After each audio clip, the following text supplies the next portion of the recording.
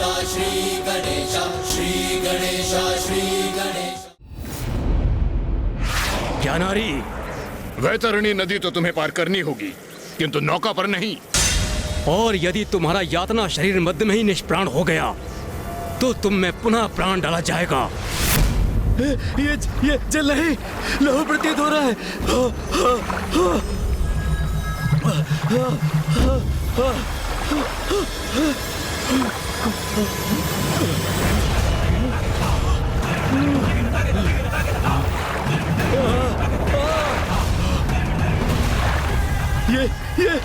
ये क्या बड़ा चला रहा है मेरी ओर। ये किसकी वजह है?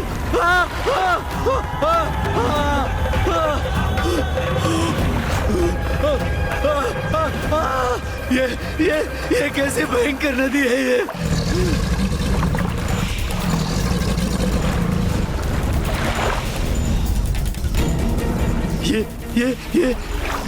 ये किसके नेत्र घूर रहे हैं मुझे, जैसे मुझ पर घात लगा रहे हो।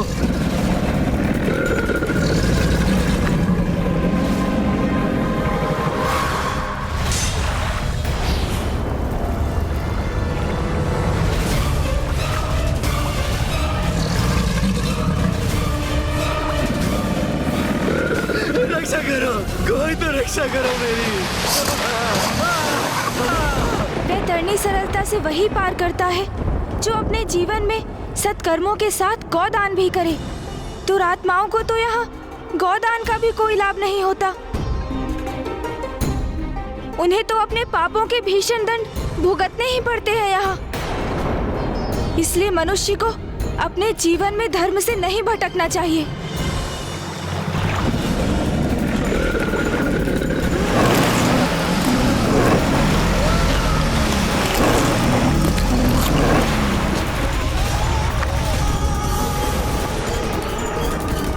इसका यातना शरीर तो निष्प्राण हो गया। इसे पुनः प्राण देंगे, तभी तो ये जीवित अवस्था में कष्ट भोगते भोगते वैतरणी पार कर पाएगा।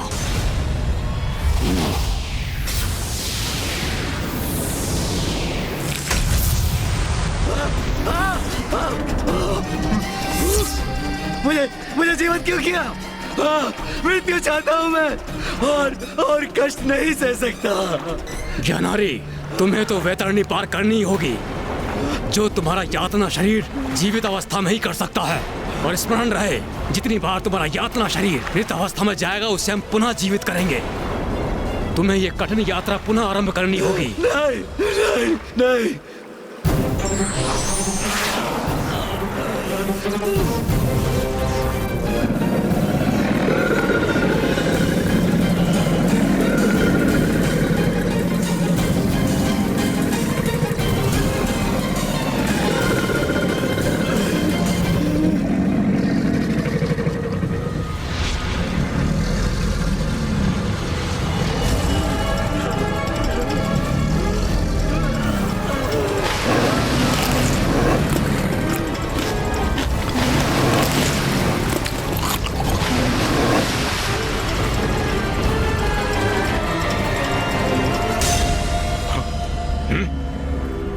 ये ज्ञानारी कहाँ चला गया? प्रतीत होता है ज्ञानारी का यातना शरीर यातना सहते सहते निष्प्राण हो गया, किंतु उसे पुनः अपनी कठिन यात्रा आरंभ करनी होगी।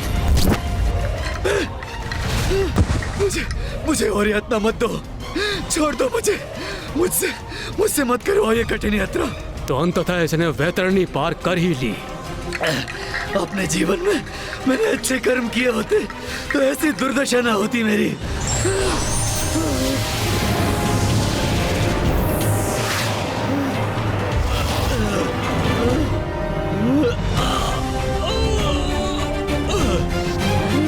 मेरे शरीर को तो यथावत कर दिया तुमने, किंतु अभी भी कष्ट हो रहा है मुझे, जैसे वो भयंकर जीव मेरे शरीर को नोच नोच कर मेरा भक्षण कर रहे हो। मुझे बहुत प्यास लगी है। जल दो मुझे। भूख लगी है मुझे, भोजन दो मुझे, भोजन दो। ब्राह्मण देवता, और कितनी यातना सहनी होगी मेरे पिताश्री को? उनकी ये यात्रा कब संपन्न होगी? वत्स सुबोध, तुमने तो अभी 8वें माह का ही पिंडदान किया है और इस यात्रा की अवधि तो 1 वर्ष की होती है ना। अभी तो ज्ञानारी जी को यमलोक पहुंचने में 4 माह और लगेंगे। मुझे ऋषि जैगेश्वी की चिंता सता रही है। माँ को भी शीघ्र लौटकर पिताश्री को काशी लौटाने का वचन दिया है मैंने। ज्ञानारी और सुबोध के प्रति अपना दायित्व संपन्न होते ही मुझे वहाँ लौटना होगा।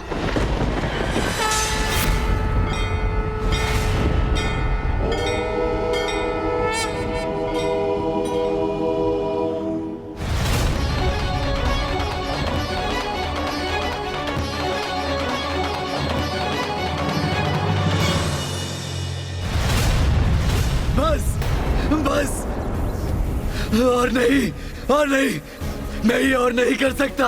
बस। जब अपने जीवन में पाप कर्म कर रहे थे तब तुम कहते कि नहीं, मैं नहीं कर सकता, तो आज तुम इतने कष्ट के भागी नहीं बनते। किंतु हम अभी तो महापथ के अर्ध स्थान पर ही हैं। अभी तो तुम्हें और कष्ट सहने होंगे। अभी हम नवेपुर ब्रह्मपथ पर पहुंचेंगे, जहां तुम्हें और दंड मिलेगा। नहीं। अपनी प्रजा को आतंकित करने का, अपनी शक्ति से उन्हें अपने समक्ष झुकने को विवश करने का दंड देने हेतु यमदूत ज्ञानारी जी पर परित प्रहार कर रहे हैं।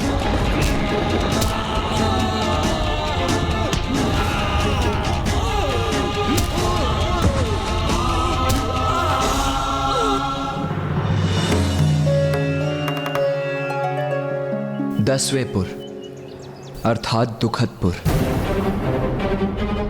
अपने राज्य के वृद्ध जनों को अपना दास बनाकर उन्हें पीड़ित करने का दंड प्राप्त हो रहा है उसे।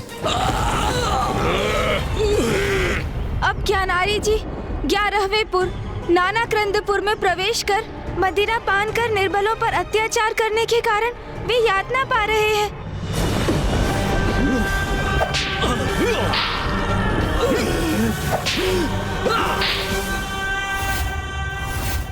12वें अर्थात सुप्त भवनपुर में ज्ञानारी को अपने राज्य में स्थित भगवान के मंदिरों और उनके श्री विग्रह नष्ट करने के पाप का कठोर दंड प्राप्त हो रहा है। 13वें और 14वें रौद्रनगर और पर्योवर्षण में ज्ञानारी जी को स्वयं को ईश्वर घोषित करने का दंड दिया जा रहा है।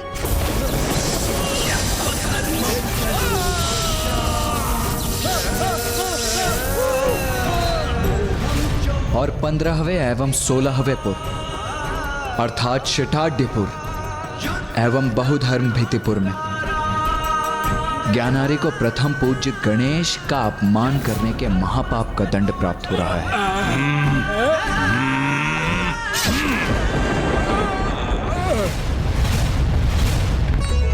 अदपूर्वचारित दिवंग ग्राहगण गुणगण विशेषण इदम विशिष्टायाम स्वपुण्यतिदो इदम पिंडम ते मया दियन्ते तो प्रतिष्ठन्ताम। प्रभु गणेश जी, अब तो मेरे पिताश्री सभी 16 को पार कर चुके, तो अब तो उन्हें उनके कष्टों से छुटकारा प्राप्त होगा ना? तुम्हारी यात्रा आरंभ हुए 1 वर्ष की अवधि बीत चुकी है। देखो, वहाँ देखो ज्ञानारी।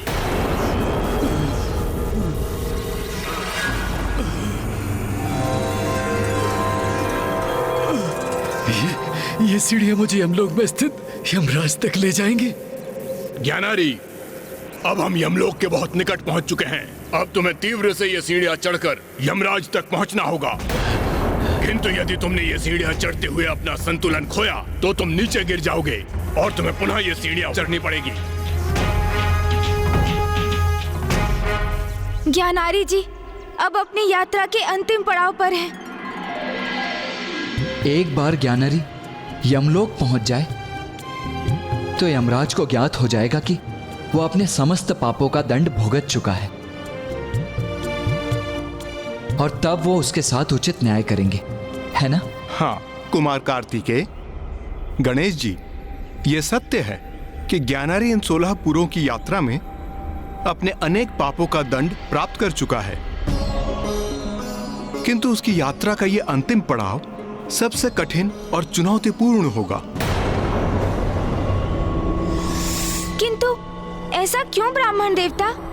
यमलोक की सीढ़ियों पर ज्ञानारी की सबसे कठिन परीक्षा होगी कि ये जो प्रायश्चित कर रहा है वो वास्तव में कर रहा है या कष्टों को कम करने के लिए दिखावा मात्र कर रहा है। यदि उसका प्रायश्चित सत्य है तो सीढ़ियां चढ़कर आगे बढ़ सकेगा, अन्यथा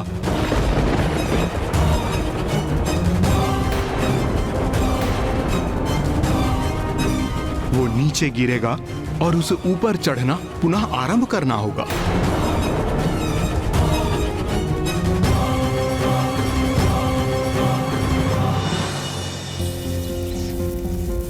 इतनी यातना सहने के पश्चात सीढ़ियां चढ़ना सरल प्रतीत हो रहा है। अब तुम्हें पाश से बांधने की आवश्यकता नहीं है। वैसे भी यहाँ से तुम कहाँ भागोगे? तो बताओ ज्ञानारी, क्या अपने जीवन में किए गए पाप कर्मों का पश्चाताप है तुम्हें? हाँ है, पश्चाताप भी है, ग्लानि भी है अपने अपने सभी पापों को लेकर। अब मैं ऊपर चढ़ूं?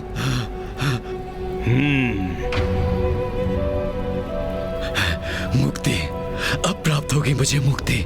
इन सीढ़ियों को पार करते ही मैं इन सभी कष्टों से मुक्त हो जाऊंगा।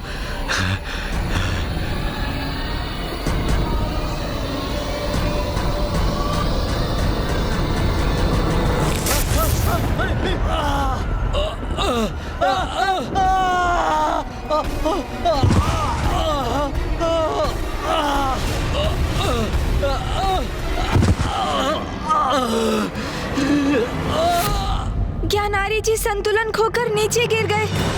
अंततः हुआ वही जो ब्राह्मण देवता जगराव जी ने कहा। जब तक ज्ञानारी सच्चे हृदय से पश्चाताप नहीं करता वो सीढ़ियां चढ़कर यमराज तक कदापि नहीं पहुंचेगा। क्या हुआ ज्ञानारी? तुमने अपना संतुलन खो दिया, नीचे गिर गए। तुम तो अपने पापों के लिए पश्चाताप से भरे हो ना, तो ऊपर क्यों नहीं चढ़ पाए? गिर क्यों गए?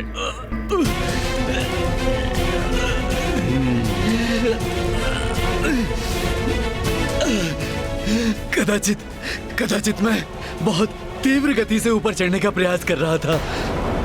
इस बार संभल कर धीमी गति से ऊपर चढ़ूंगा।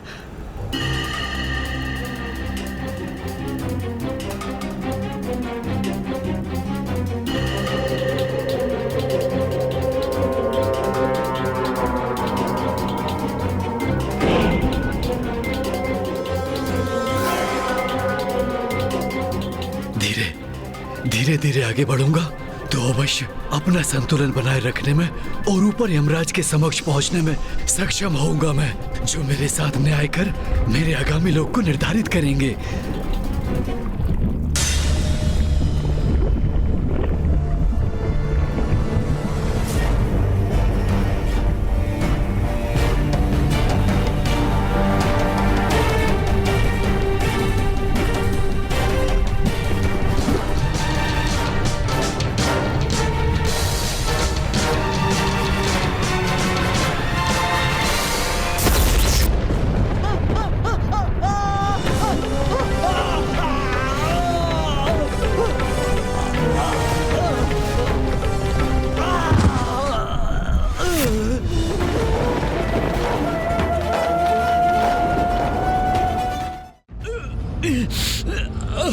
अरे तुम तो फिर गिर गए।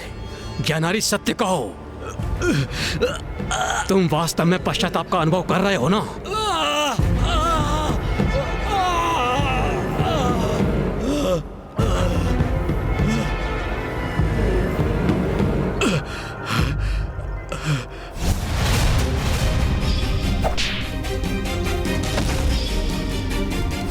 मैंने गणेश जी के नाम का जाप आरंभ किया है।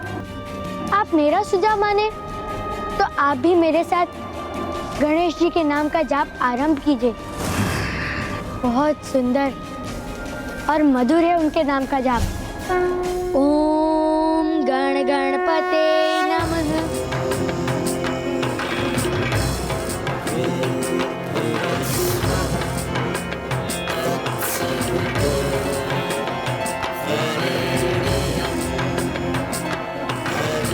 प्रभु गणेश जी, अब आप ही मेरा मार्गदर्शन कीजिए। ओम गणेशाय नमः। ओम गणेशाय नमः। ओम गणेशाय नमः। उस गणेश से अपने पिता का प्रतिशोध लूंगा। फेंको इस मूर्ति को, अन्यथा मैं स्वयं उठाकर इसे फेंक दूंगा।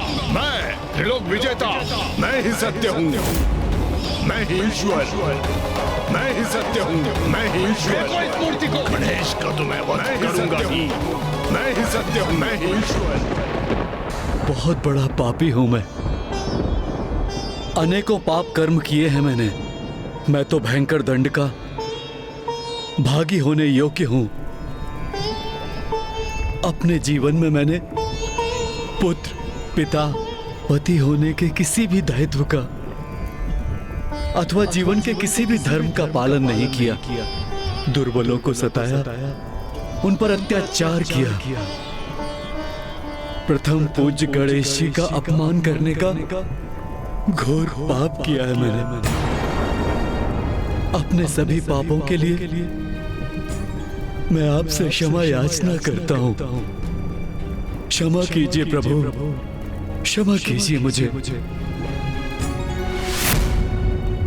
प्रभु गणेश जी, मुझे क्षमा कीजिए। मुझ पापी को क्षमादान दीजिए प्रभु, क्षमादान दीजिए प्रभु। ज्ञानारी,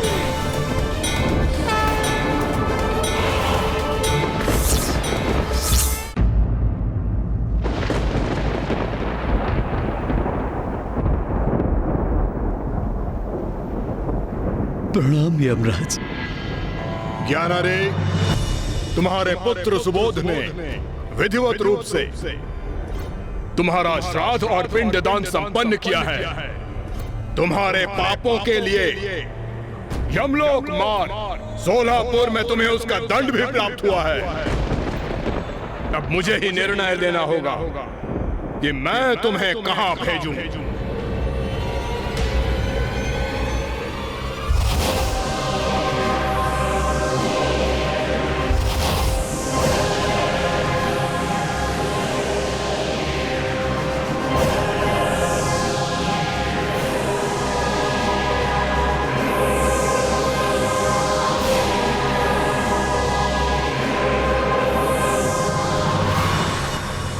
तुमने अन्य पापों के साथ स्वयं को ईश्वर घोषित करने का महापाप किया है। उसका दंड तुम्हें भोगना ही होगा ज्ञानारी। यमराज, आज तक मैं अपनी मुक्ति के पीछे भागता रहा, किंतु मैं उसके योग्य नहीं हूं। मेरे पाप तो अक्षम्य हैं। उचित कह रहे हो तुम। तुम्हारे पापों के दंड स्वरूप तुम्हें नरक ही भेजना होगा।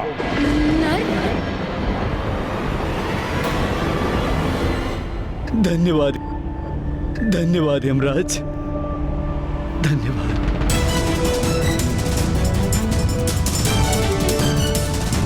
आश्चर्य है, धन्यवाद कर रहे हो तुम मेरा।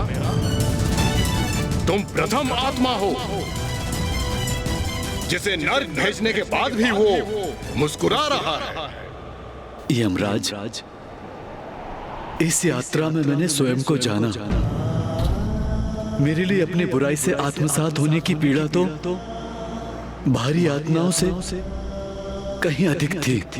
किंतु जब मैं यमलोक की सीढ़ियां चढ़ने लगा तो पुत्र सुबोध द्वारा गणेश की महानता का वर्णन स्मरण हुआ। और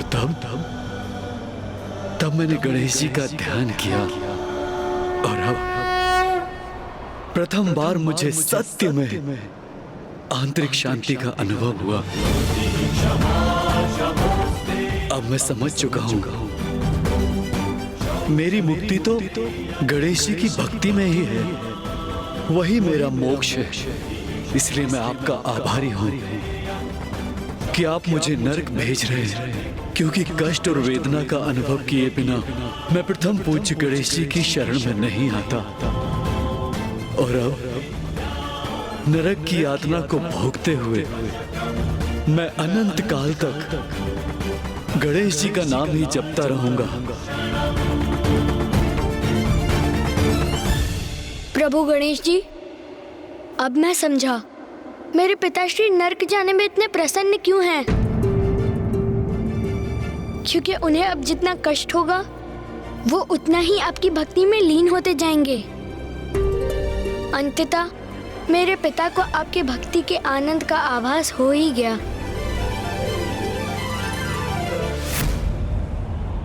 तो उचित है अब तुम नर्क की ही यातना सहो।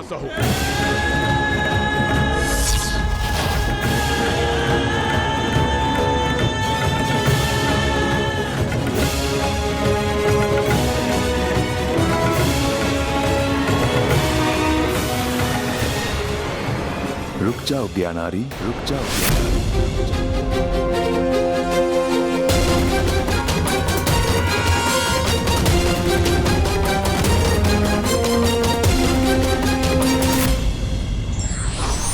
भूल स्वीकार कर उसका प्रायश्चित यदि समय रहते व्यक्ति कर ले तो उसका लोक और परलोक दोनों सुधर जाता है।